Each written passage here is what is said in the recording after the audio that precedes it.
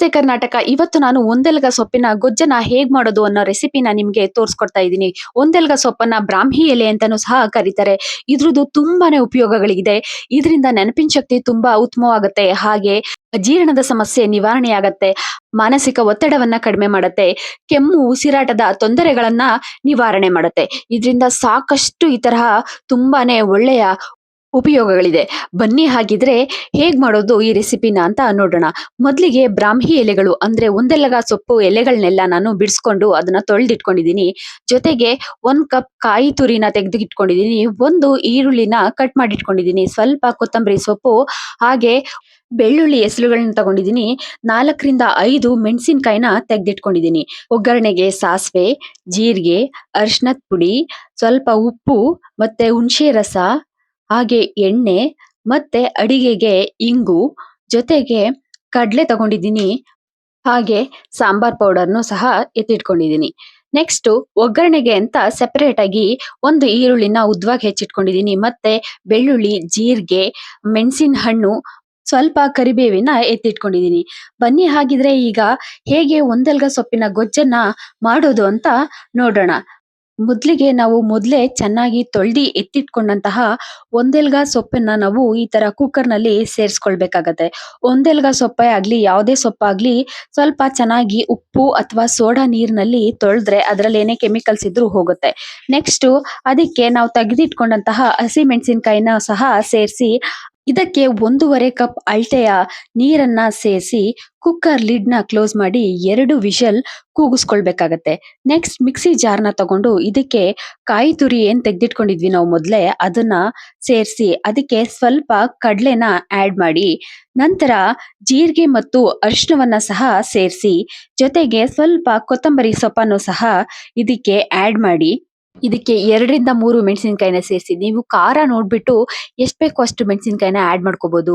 ಜೊತೆಗೆ ಹೆಚ್ಚಿಟ್ಕೊಂಡಂತಹ ಈರುಳ್ಳಿ, ಬಿಡಿಸಿಟ್ಕೊಂಡಂತಹ ಬೆಳ್ಳುಳ್ಳಿ, ಸ್ವಲ್ಪ ಸಾಂಬಾರ್ ಪುಡಿನ ಸೇರಿಸ್ಕೊಳ್ಳಿ. ಇದಕ್ಕೆ ಸ್ವಲ್ಪ ಹುಣಸೆ ರಸನ ಆಡ್ ಮಾಡಿಕೊಂಡು ಸ್ವಲ್ಪ ನೀರನ್ನ ಸೇರಿಸಿ ಮಸಾಲಾ ಪದಾರ್ಥಗಳನ್ನೆಲ್ಲ ರುಬ್ಕೊಳ್ಬೇಕಾಗತ್ತೆ. ಇದೇ ಗೊಜ್ಜಿಗೆ ಬೇಕಾದಂತಹ ಟೇಸ್ಟ್ ನ ಕೊಡುವಂತಹ ಮಸಾಲೆ. ಇದನ್ನ ತುಂಬಾ ತರಿಯಾಗೂ ರುಬ್ಕೋಬಾರ್ದು, ತುಂಬಾ ನುಣ್ಣಗೂ ರುಬ್ಕೋಬಾರ್ದು, ಮೀಡಿಯಂ ಆಗಿ ರುಬ್ಕೋಬೇಕಾಗತ್ತೆ.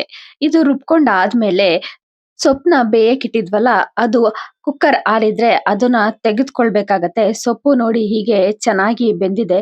ಇದು ಸ್ವಲ್ಪ ಎಲೆಗಳೆಲ್ಲ ಮಂದ ಇರೋದ್ರಿಂದ ನಾವು 2 ವಿಷಲ್‌ನ ಕೂಗಿಸ್ಕೊಳ್ಬೇಕಾಗತ್ತೆ.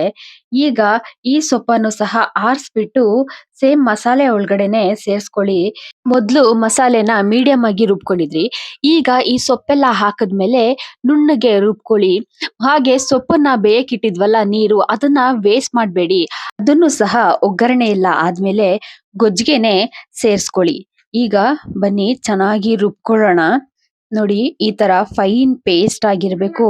ನೋಡಿ ಹೇಗಿದೆ ಕನ್ಸಿಸ್ಟೆನ್ಸಿ ಅಂತ.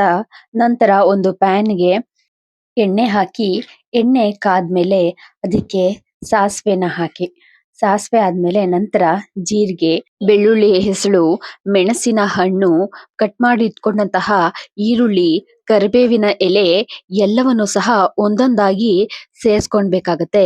ಇದನ್ನೆಲ್ಲವನ್ನು ಚೆನ್ನಾಗಿ ಬಾಡಿಸ್ಕೊಳ್ಬೇಕು ಒಗ್ಗರಣೆನಲ್ಲಿ.